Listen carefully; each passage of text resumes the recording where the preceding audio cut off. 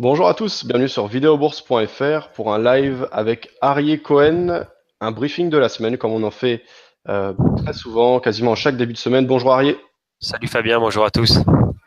vous pouvez participer via le chat écrit, poser des questions et aujourd'hui on va aborder plusieurs thèmes. On va commencer par les cryptos et on passera pas mal de temps ensuite sur la volatilité qui est revenue sur les marchés actions, notamment aux États-Unis où il y a eu un moment de mini crash et il y a des mouvements assez violents. On va avoir l'occasion de parler de tout ça, mais déjà ouais, les cryptos, Arié, qu'est-ce que tu peux nous en dire? Concrètement, sur les cryptos, en ce moment, on est dans une période assez délicate. Les marchés ont nettement chuté ces dernières semaines. Un Bitcoin avait même atteint des seuils 5-6 000 dollars. Ça faisait un bon moment qu'on n'avait pas eu ces niveaux-là de prix. Pas forcément, la raison n'est pas forcément sur de mauvaises raisons, puisque fondamentalement, il n'y a pas forcément de nouvelles. Mais c'est vrai que ça a été plutôt un petit peu l'effet de panique ou des moments où une grande partie des personnes commençaient à vendre, donc ça se suivait. À l'heure actuelle, ça se stabilise. Le Bitcoin remonte à plus de 8000, l'Ethereum se stabilise, le Ripple repasse au-dessus des 1 dollar. Le samedi, on avait même atteint 1,25, alors que quelques semaines, quelques jours plus tôt même, on a fait 0,60. Donc, alors ne pas oublier bien sûr que le top était à 3,50, mais voilà, on a clairement eu un fort relâchement, une très forte baisse. Le market cap avait énormément chuté ces dernières semaines, et c'est vrai que là, petit à petit, on se reprend, pas forcément, comme je disais au début, à cause ou grâce à de bonnes nouvelles fondamentales, mais je pense que c'est plutôt l'effet d'opportunité créé par la brutalité de la chute antérieure. Simplement, les personnes pensent que le marché est intéressant, tout simplement parce que voilà, on a des prix relativement bons par rapport à ce qu'on aurait pu avoir dans le courant de l'année 2017. Je pense à l'heure actuelle que c'est la seule chose à voir sur le marché crypto. Ok, donc pas de news particulière parce que quand même, diviser le cours du Bitcoin par un moment donné 3, enfin même ouais 3 quand on est tombé à 6000 et quelques, par rapport au plus haut qui était quasiment à 20 000, il n'y a pas une raison de fond, c'est simplement que des gens sortent, prennent des bénéfices, ça crée un peu des mouvements de panique à court terme, peut-être avec des gens qui étaient rentrés pensant que ça allait tout le temps monter, mais toi tu vois pas de raison particulière au niveau peut-être des régulations qui pourraient arriver, des Alors, choses comme ça? Alors si, bien sûr, on voit qu'il y a un durcissement des régulations qui se fait, qui est de plus en plus importante. Au départ, ça a commencé en Asie, désormais c'est aux États-Unis que ça commence à se confirmer. Donc oui, on va dire, la prise de bénéfices par les investisseurs qui sont rentrés sur le marché bien au début, plus le durcissement des régulations. Nous a amené à un effet boule de neige où une grande partie des personnes ont décidé de retirer leur capital. Et bien sûr, les plus patients voilà, sont encore dans le marché. Ils ont vu des points bien plus bas que ce que nous avons aujourd'hui. Encore, comme je l'ai répété, il y a quelques jours, le Bitcoin était à 6 000 dollars, on est à 8 000. Le Ripple était à 60 centimes, on est aujourd'hui à quasiment 1,10. Donc, ça peut aller très, très vite. Puisqu'on parle de régulation, une information que j'ai lue également ce matin, Christine Lagarde, la présidente du FME, a fait un nouvel interview à CNN et a une nouvelle fois confirmé qu'à un moment donné, toutes les crypto-monnaies finiront entre les mains des gouvernements, finiront par être régulées parce que c'est obligé de passer par une régulation s'ils veulent que ce système-là de la crypto et de la blockchain continue à exister. Donc ça a été un propos relatif, ça dépend comment on le voit, mais ça peut être relativement positif par rapport à tout ce qu'on voit en ce moment, surtout du côté des régulations où tout le monde essaie de mettre un petit peu des bâtons dans les roues des cryptos. Là, c'est vrai que c'est quand même un peu plus positif. Tu me disais aussi qu'en Arizona, ils sont peut-être en voie d'autoriser les citoyens à payer leurs impôts en Bitcoin. Clairement, c'est un projet de loi qui est en cours, qui a déjà été adopté ce jeudi par le Sénat d'Arizona, donc qui pourrait permettre aux contribuables d'avoir la possibilité de payer leur Bitcoin, leurs impôts pardon, en crypto, plus précisément en Bitcoin. C'est le premier État à avoir fait la demande et pour l'instant, ça prend la bonne direction. Ça pourrait être une première et donner Ok, encore un peu plus de crédibilité au Bitcoin. bah ouais, c'est clair. Mais là, on a eu une très grosse correction. Ça semble consolider et repartir, même si c'est pas non plus un rebond dingue. Ben voilà, il y a de l'intérêt, donc ça montre que c'est des niveaux qui intéressent des acheteurs. On n'est plus dans la période de forte baisse où il y avait vraiment aucun acheteur en face. Moi, franchement, je pense qu'aujourd'hui, on n'a jamais eu des crypto-monnaies qui ont été autant crédibles quelque part, puisqu'on a des futurs et on a de plus en plus de hauts représentants qui en parlent déjà d'une chose, qui se positionnent et les choses avancent. Alors après, on ne sait pas dans quel sens exactement ça ira, quelles seront les propositions de régulation qui seront proposées, puisque l'idée de base du Bitcoin un petit peu, c'était libertarien, anti-système, etc. Donc comment ça va Décentralisé. évoluer? Ouais, décentralisé, ça c'est toujours le cas. Bon, en tout cas, c'est intéressant sur ces niveaux. Je sais, enfin, c'est jamais, on n'est pas là pour donner des conseils, etc. Mais je trouve que voilà, là, on est moins dans l'excès alors que les choses avancent. C'est ce que je dirais. Clairement, on est vraiment plus du tout dans l'excès, tu parlais un petit peu des cours tout à l'heure. Oui, on a une chute extrêmement importante, elle est assez brutale. Ce qui est important, c'est pas forcément que le marché remonte immédiatement à 20 000 dollars pour le Bitcoin, par exemple.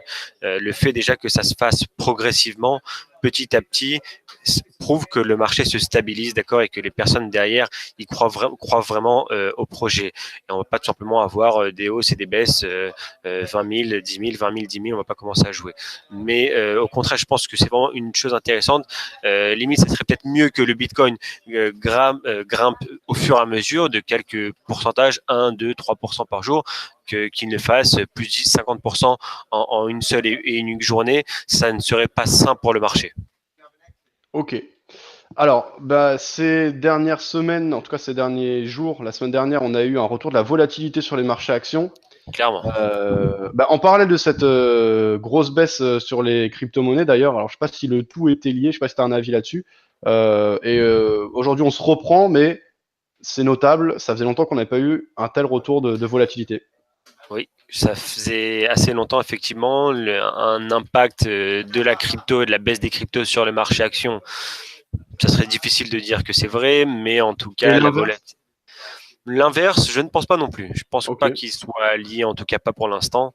À la limite, j'aurais dit peut-être éventuellement une corrélation négative, une hausse des indices pourrait, pardon, une baisse, une hausse pardon des cryptos pour avoir une baisse sur les indices, mais je ne pense pas qu'on puisse le prouver à l'heure actuelle. Par la suite, peut-être, pourquoi pas, une fois que les cryptos seront peut-être un petit peu plus régulés, on pourrait l'utiliser en tant que produit dérivé CFD dans des grandes bourses, mais à l'heure actuelle, non. Pour revenir sur la volatilité des indices et des marchés actions, effectivement, on a une très très forte semaine la semaine passée avec les trois plus grands indices américains qui ont clôturé la semaine sur une baisse de 5%. D'accord, une semaine nettement dans le rouge. On n'avait pas vu ça depuis un bon moment. D'ailleurs, depuis le début de l'année, il faut savoir que les trois indices Dow Jones, Nasdaq et SP 500 étaient quasiment en hausse de quasiment 7% depuis le 1er janvier. À l'heure actuelle, ils perdent presque tous 2%. Ouais. Donc cette semaine-là a été, on va dire, assez fatale pour les indices. Depuis le début janvier également, le SP 500 n'avait pas enchaîné 2 séances consécutives dans le rouge, chose qui a été clairement faite la semaine passée. Donc il faudra vraiment être prudent sur le marché action. Encore une fois, même cette semaine, nous sommes toujours aussi dans la période des earning reports, d'accord, des publications trimestrielles des différentes sociétés, que ce soit en Europe, mais surtout aux États-Unis. Donc, on voit des impacts assez agressifs sur des actions qui peuvent faire en une journée plus 20 ou plus 30%. On a vu ça cette semaine, mais comme des journées à moins 10% sur certaines actions. La vraie question qui va se poser cette semaine, savoir comment est-ce que les marchés vont s'orienter. Il faudra, je pense, plutôt attendre le 14 février où les autorités américaines publieront les chiffres de l'inflation pour le mois de janvier. Donc, ce sera à noter pour ce mercredi 14 février. Ok, ça c'est intéressant, c'est à noter cette semaine donc parmi les nouvelles à suivre. Un mot à propos de la baisse. Alors comme tu le dis, c'est la période des résultats et on a vu des entreprises et des actions spécifiques qui ont fortement progressé. Il y a eu Snapchat et Twitter par exemple. Clairement. Mais de manière générale, bah, ce qui drive les marchés, c'est la macroéconomie. Et là, tu cites les chiffres de l'inflation. Et un des éléments déclencheurs, là, c'est la hausse des taux qui se confirme. Alors, pourtant, on l'a tous vu venir, on sait que ça allait arriver, c'était clairement dit par la Banque centrale, mais le jour même de l'arrivée à la tête de la Banque centrale américaine de Jérôme Powell, on a une énorme baisse, c'est presque un mini crash, un flash crash, parce que pendant un moment là, c'était assez violent quand on a perdu 1000 points en quelques minutes sur le Dow Jones. Est-ce que on a un changement de contexte sur les marchés avec ce cycle de remontée des taux?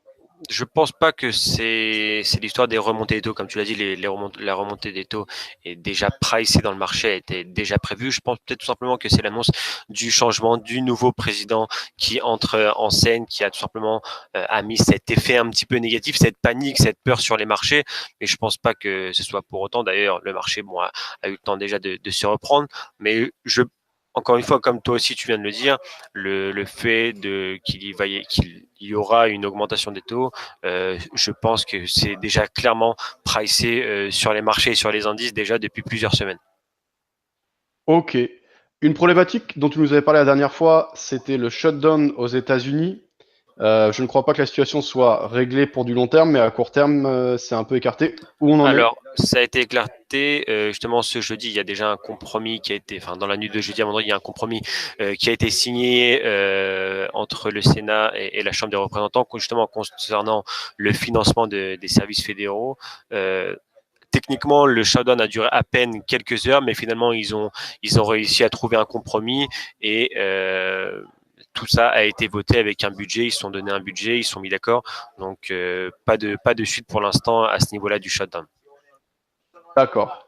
Intéressant également à suivre avant de passer au calendrier économique sur les indices. On a à l'heure actuelle l'indice VIX, l'indice de la peur, l'indice qui mesure la volatilité sur le SP500 depuis le début de la semaine.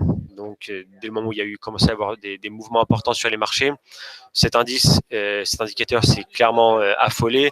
Lundi, il est monté de 115%. D'accord, donc il faut savoir que dès le moment où les marchés actions et surtout le SP500 chutent, l'indice du VIX augmente fortement et vice versa. La plus hausse de son histoire donc a été la plus forte hausse, donc 115% a été faite donc lundi dernier. Et pour la petite anecdote, mardi, il a dépassé la barre des $50, un seuil qu'il n'avait pas atteint depuis la crise de 2008 et des subprimes. D'accord. Et donc, la poussée qu'on a eue là, tu dis que c'est la plus haute historique, même pendant la crise des subprimes, on n'a pas eu des hausses aussi violentes? Je parle de la poussée en une journée de 115% de lundi dernier, oui. Ah ouais. Ouais, bah effectivement, on était sur des niveaux très bas. Est-ce qu'on peut trader le VIX chez eToro? On peut trader le VIX chez eToro sous le symbole, alors il y a plusieurs bien sûr VIX, vous le trouverez sous le symbole de VXX. Ok, je vous mets C'est le un lien si vous futur, voulez. Ouais. c'est le futur du VIX, un des futurs. Ok, je vous mets le lien si vous voulez tester la plateforme eToro, l'ensemble des produits proposés, que ce soit au niveau des crypto-monnaies qu'on a parlé au départ, les indices boursiers, les actions plus spécifiques, et également des indices tels que le VIX. Arié est donc analyste chez eToro, et bah, vous le retrouvez aussi régulièrement en interne, puisqu'Arié, je crois que tu présentes aussi des analyses, etc. En interne. Exactement, régulièrement, surtout aux clients Platinium, des analyses vidéo comme on le fait ici, ou en interne également par mail. Donc vous pouvez me suivre également sur les réseaux sociaux. Ok. Ouais, tu disais le calendrier de la semaine. Donc, tu nous as parlé du 14 février, ce sera mercredi. A priori, une date particulièrement importante. Aujourd'hui, je vois que c'est assez calme, comme souvent le lundi. Mais qu'est-ce qu'on peut retenir de cette semaine? De cette semaine, en termes de calendrier économique, on aura des indices des prix à la consommation dans différents pays. On va démarrer en Grande-Bretagne dès demain, mardi, en Allemagne et aux États-Unis pour mercredi. Mercredi, nous aurons également le PIB européen, d'accord, un chiffre qui devrait être surveillé. Et on terminera la semaine jeudi avec le taux de chômage en Australie, qui ce dernier serait attendu en baisse de 5,3% de chômeurs, contrairement à 5,5% le mois dernier. Donc à surveiller également les devises face au dollar australien. Ok. Pour le 14 février, donc les chiffres de l'inflation, c'est à quelle heure? Parce que là, je viens d'ouvrir mon calendrier. Je vois des attentes d'inflation par rapport à l'économie néo-zélandaise durant la nuit. Donc ça, c'est pas directement ça. Et à 14h30, plusieurs nouvelles par rapport à l'économie américaine, c'est ça? Je te dis ça tout de suite. Je vois le CPI.